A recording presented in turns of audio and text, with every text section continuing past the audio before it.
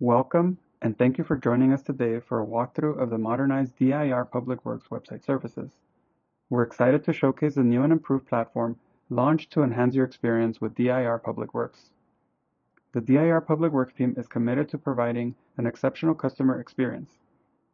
We recognize the importance of keeping up with the ever-evolving technology landscape and wanted to ensure that the platform meets the needs of users in the most efficient and user-friendly way possible.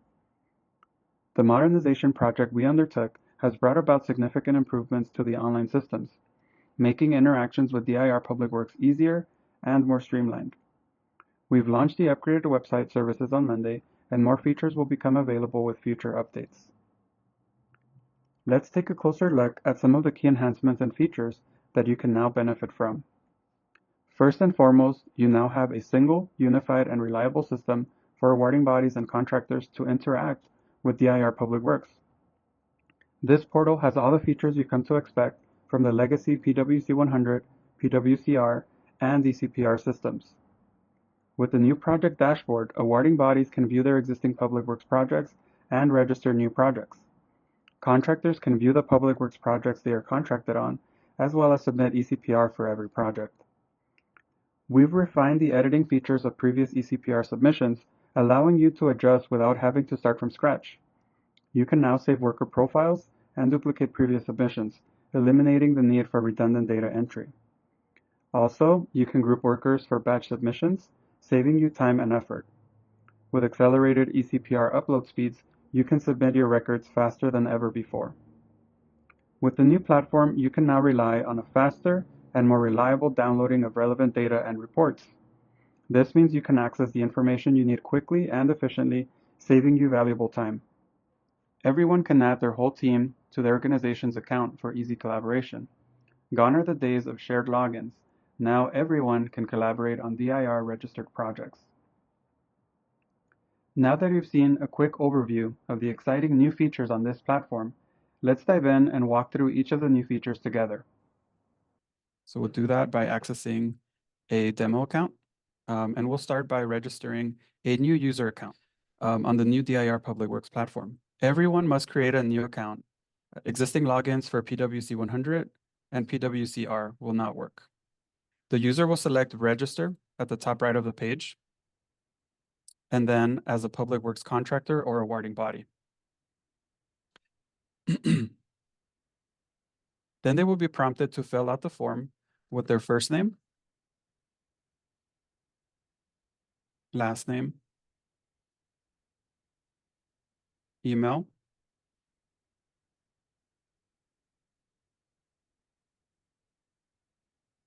phone number, and lastly, their password. Okay.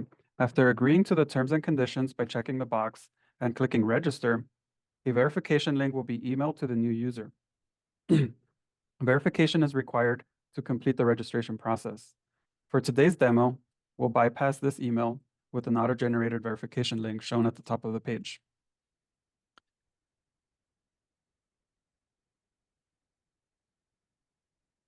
Okay, so now that you've registered and verified the email, let's request to create a contractor. Let's click on Login button at the top right to log in using your email and password.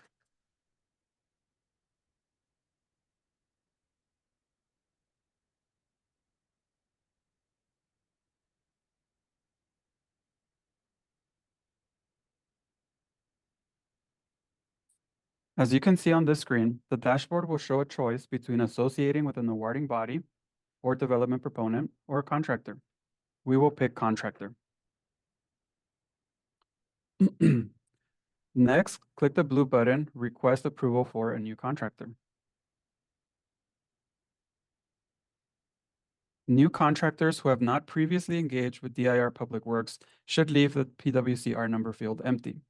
If you already have a PwCR number from the legacy PwCR system, you should input that number in order to carry over information from the registration status from the legacy PwCR system. For this demo, we will use the PwCR number 1000646082. As you can see, some of the information for the contractor auto-populated. Contractors are required to review and complete the remaining required fields identified by a red asterisk. The form includes optional fields such as CSLB and the SOS numbers, which contractors can fill if relevant. Providing a street address is also part of the process, ensuring we have current and complete contact information. It is also necessary to put a valid business phone number, establishing another line of communication. Contractors will select the crafts pertinent to their business, a process mirrored from the legacy PWCR system, ensuring that the crafts listed are applicable to the work conducted by the contractor. Additionally, contractors must define their role within the organization, whether it involves managing contractor information, user registration, projects, or payrolls. A notable feature allows for the addition of a co-administrator to the account. This role helps contractors have better management and continuity between admins. Having multiple users is an entirely new feature we've added to make managing your PWCR registration and ECPR more convenient. Contractors are required to verify their identity by providing a tax ID number, EIN or FEIN. They will also respond to compliance questions to confirm their authority to act on behalf of the contractor and adhere to regulatory requirements. After approving the terms and conditions, contractors will proceed by clicking the register button, thereby completing the registration. To see whether you've successfully created a new contractor account, log out and log back in. Okay, now we've been taken to the dashboard for the contractor. As you can see, the contractor is not currently DIR registered. Their registration status shows in progress. This means that they were not presently registered with DIR on the legacy PWCR system. The contractor can begin the registration process by selecting Complete Registration Application. On this page, they will confirm the information about the contractor and select Next. They will confirm the crafts they previously selected are accurate and select Next. And then complete some certification questions as to whether they have any delinquent liability, are currently debarred from public works, have had a recent lapse in registration, or bid on or been awarded a public works contract. We will answer no to all of these questions. Finally, the user will have to confirm they understand that there will be a payment required to register with DIR. By selecting Next, they will be taken to a section to provide information about their workers' compensation insurance, including whether they lease employees through a professional employer organization.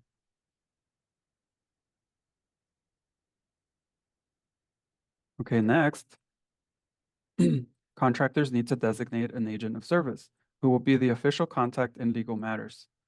Required details include the agent's name and address. Okay, next, contractors are required to confirm the accuracy of their information under penalty of perjury. We will confirm by entering the required information, selecting the box, and clicking Next. Finally, contractors select their desired registration period, 1, 2, or 3 fiscal years, and confirm a valid payment registration date.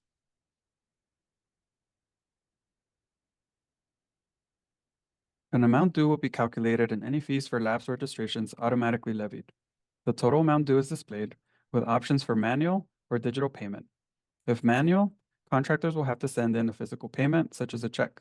If not manual, contractors will be redirected to an online payment portal. In this case, the contractor will select no for manual in order to make a digital payment. The contractor will complete address information, confirm the information is correct, and select submit. Now you will be sent to a different website for Fiserv, the payment processor. For digital payments, contractors need to set up a new payment login. You will need to create a separate account with Fiserv using your email and password. This is distinct from the PW platform login and password. So under the enter email address and password, there's a link for new user. This process involves entering billing information, such as your email address, your new password, your address, city, state, zip. Okay, let's go ahead and click create. We will log in with our new account. Okay, we'll choose our payment method, either check or credit card. In this case, we will use credit card, entering a fake credit card number 4111111. Expiration date July 2025. Security code 123. Confirm that we're not robots. We will proceed by hitting next. Okay, we can pay now. A confirmation is sent detailing the transaction for the contractor's records. After the payment is made, the contractor is redirected back to their dashboard. Let's go over now how you as a contractor can request to join a project team. In this example, we're going to add ourselves to a project. All contractors are required to request to join the projects they're on in case they have not been added by the awarding bodies. To do this, the user can select the blue button, Request Addition to a Project Team. The user can search for the project they wish to join, for example, a project named Project for Contractor Demo. The user must designate themselves as the contractor to be added. In this case, the contractor is named Example Contractor for Testing. Additionally, the user can request a subcontractor to join them by selecting Request a Subcontractor. The user can select any subcontractor. We will choose Silvergates Associates. The user can then select Submit, which will notify the awarding body that they are requesting to join the project with a subcontractor. Now you can see the project has been added to the dashboard. Now let's take a closer look at the newly linked project by clicking on its name. On the right side of the screen, you can see the project ID and project number. Project ID is the old PwC 100 number if the project was registered in the legacy PwC 100 system. The field beneath that, called project number, is the internal number from the awarding body. The DIR logo at the top left will always be an option to go back to the dashboard screen. Let's click on that now. Back on the dashboard, users can filter projects by various criteria that we'll scroll through slowly so that we can get an idea of the available options. The dashboard is equipped with robust search and filtering tools that help users find specific projects quickly. Let's click on the hamburger icon, the menu button, above the table next to My Projects. There's now the option to export the project list to formats like PDF, Excel, or CSV, which is great for keeping detailed records. Now let's click on the project name in the dashboard list. Now click on the hamburger menu at the upper left-hand side. Individual projects can now be exported as well. Let's go back to the project dashboard by clicking on the DIR logo. To ensure all information is up to date, users can verify the details of the contractor under the Manage Contractor Information button. Let's go there now. Here we have a summary of the contractor's information. Let's return to the dashboard by clicking the DIR logo. We can also see all the users associated with the contractor under the Manage Contractor Users button. Let's click on that button now. This section shows the primary contact and all associated users. To add more users to the contractor, select the Invite User button and fill in their email. New users can also register accounts, find their contractor via search, and request to associate. All requests will be sent to the primary contact for approval. The new platform allows an entire team to be invited, enabling them to manage employees and submit ECPR collaboratively. You can see the information about the user, and as an admin, you can update the information for the user by selecting Update at the top right-hand side. This robust user management system is an entirely new functionality for those already familiar with PwCR. Now let's navigate back home by clicking the DIR logo. We will be going over the process of submitting a manual ECPR. When a contractor joins a public works project, they are required to submit ECPRs. They can do so by selecting Submit or View ECPRs. In this case, we'll select View ECPRs. This dashboard will show all payroll submissions for the contractor for that project. As we can see, no payrolls have been submitted yet. Most contractors prefer to upload an XML file generated by an external payroll reporting software. However, a significant portion still uses the manual ECPR system. We'll showcase the manual submission process first by selecting Submit New ECPR. In the payroll setup screen, the contractor will select the payroll type, regular or non-performance, and specify if it's a final payroll for the project. The reporting frequency, whether weekly, bi-weekly, or semi-monthly, is also chosen here. A notable feature of the submission page is the ability to pre-fill information from previous ECPR submissions. This helps avoid redundant data entry, allowing the contractor to replicate previous payrolls and make necessary updates. We currently do not have any employees to use for the pre-fill feature, so we will proceed and click Next. At this stage in the process, the contractor must select employees to add to the contractor's ECPR. Therefore, the contractor needs to proceed by selecting the Add Employee option. This opens a new form designed to facilitate the input of employee information. The form field includes the employee's name and address, social security number, and email. Importantly, the form also allows the contractor to input the craft and classification of each employee by selecting Add, specifying whether they are a journeyman or an apprentice. Please note that the classification must be added first, followed by the craft. This is a bug we're currently working on resolving. It is possible to add multiple classifications for each employee. Once complete, we'll click Submit and select the DIR logo to return home.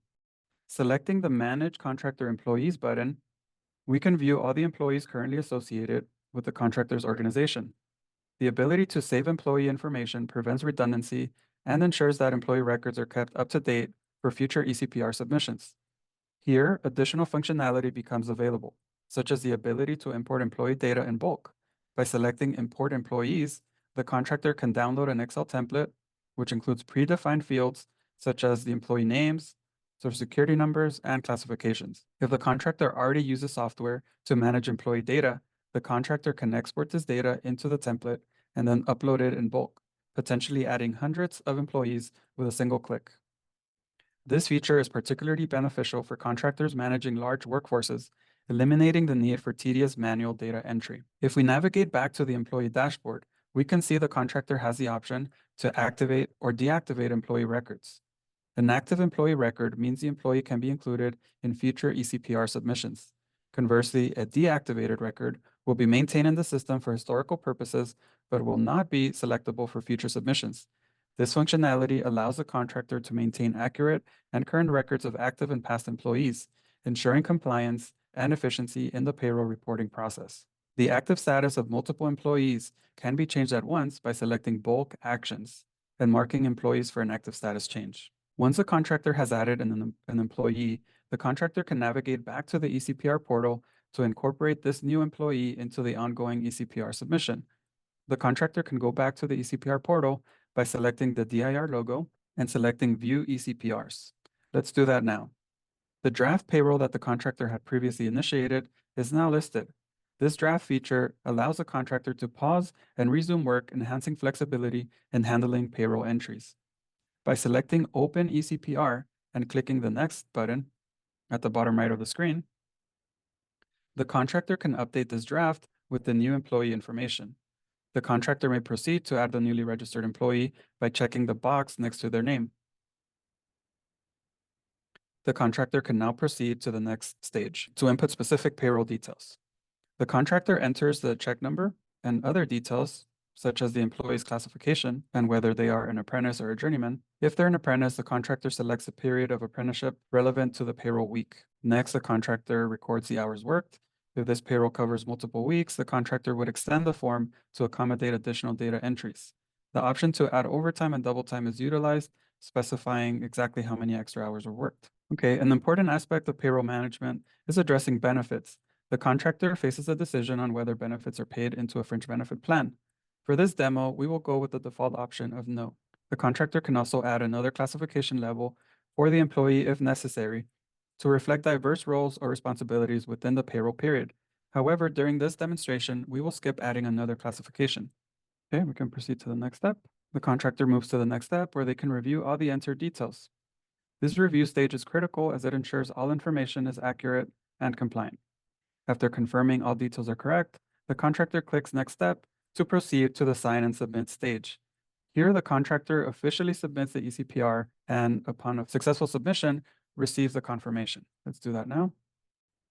The page reloads, allowing the contractor to view the submitted ECPR record. In the previous version of the ECPR system, once a contractor submitted an ECPR, they had one opportunity to review it and save as PDF before losing access. This limitation often led to difficulties, especially when contractors needed to revisit or verify their submitted records for accuracy for compliance purposes. To demonstrate the new review capability, let's navigate back to the dashboard by clicking the DIR logo and selecting View ECPRs. By selecting Open ECPR, the details of a submitted payroll can be viewed. Contractors can now amend previously submitted ECPR. This is a critical feature that was not supported in the old system. To access this, let's click on the DIR logo at the top left-hand side. to return back to the dashboard. From here, we will click View ECPRs. We will then select Amend. This functionality is crucial in cases where mistakes are discovered post-submission or if additional information needs to be added, such as a missed employee or an incorrect payroll entry. For instance, if a contractor realizes that an employee was omitted from the original submission, they can easily add this employee during the amendment process. Additionally, if there are any changes needed in the payroll amounts or classifications, these can also be updated during this phase. After all changes have been made and clicking Next Step, here we have the review stage once more.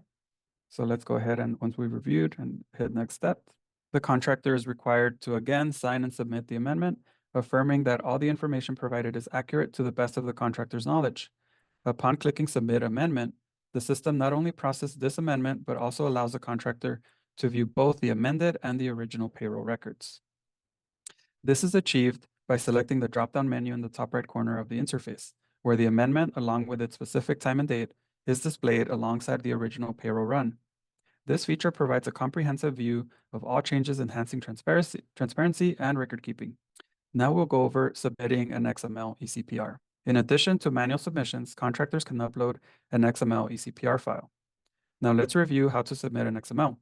Let's click on the DIR logo at the top left to return back to the dashboard. From here, we will click View ECPRs. Now we will click on Upload New ECPR. This is where the contractor can add the ECPR file by navigating through their computer's files and uploading the XML file directly into the system. The name of the contractor is auto-populated.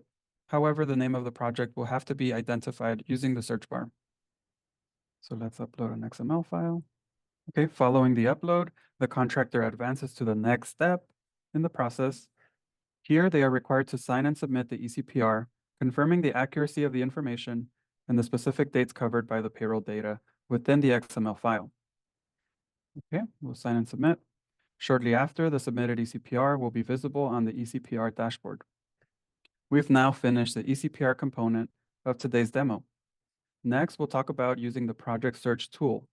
We've added a new public project search to replace the existing PwC 100 project search.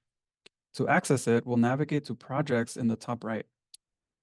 Here we see two search fields. Please ignore the search field in yellow as it is linked to a separate search for the DIR. Instead, use the search field in the gray row. You can conduct a keyword search for terms such as plumbing to find relevant projects. As you can see, there are columns of categories on this screen, which are terms you can search for. Let's view a project record by selecting the number on the left side of the project. This will give you access to the full project record.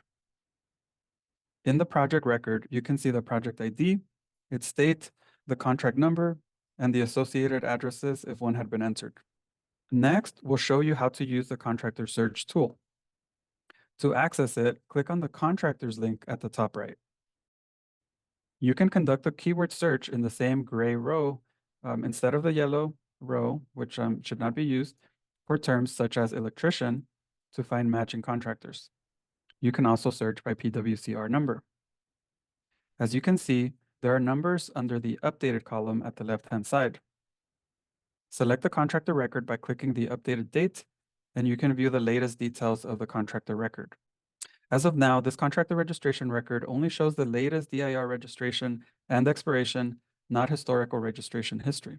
Next, we'll show you how to use the ECPR public search tool. While it's not in the demo screen today, the button will be displayed at the top right-hand side next to contractors. We'll bypass this today and go directly to the web page and show you the search tool. You'll notice that these form fields will look familiar. For example, the dates from and to, DIR project ID, project name, contractor name, awarding body name, etc.